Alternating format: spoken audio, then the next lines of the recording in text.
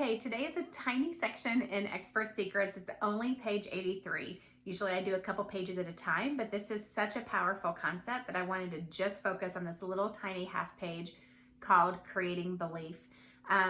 Because really, until your potential customer has belief in what you are offering them, they're not going to buy. You have to be the one to create the belief in them, and it's just natural that people are going to be skeptical of what you have to tell them. You know, that's just most people. When they hear something, they immediately think like, oh, this is not going to work for me. That can't really be true. Like they immediately put up objections. And so Russell is about to go into some powerful stuff on how to handle those objections strategically so that you're like knocking them down like dominoes. But this is really, I have experienced this. It's incredible to be part of Russell's world and be tuned in to what he is doing because he is a master marketer. And so I can see that as I've been in his world for the last year, I can see that he has created the belief in me through doing this, through telling stories.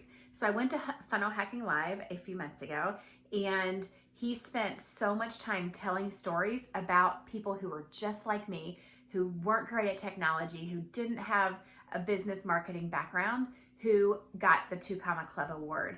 And every time he told one of those stories, I went back, like in my mind, I could think, okay, those people were just where I was. So if they can do it, I can do it.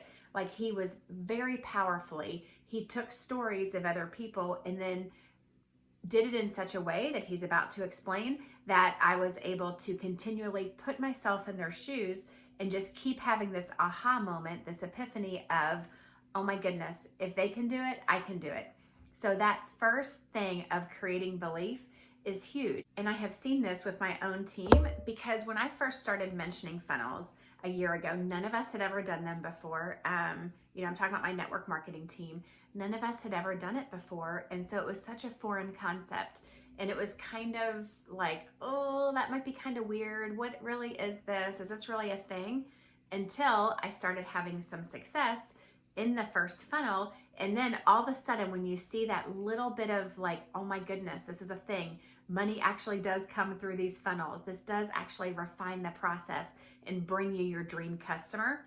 Once I was able to help the people on my team see that and believe it, then huge things started happening. But it took, Russell's getting ready to talk about the first domino, like it took that first domino to create some success in order to get the belief so that people were then willing to follow and be like, oh my goodness, this is actually a thing. We got to check this out.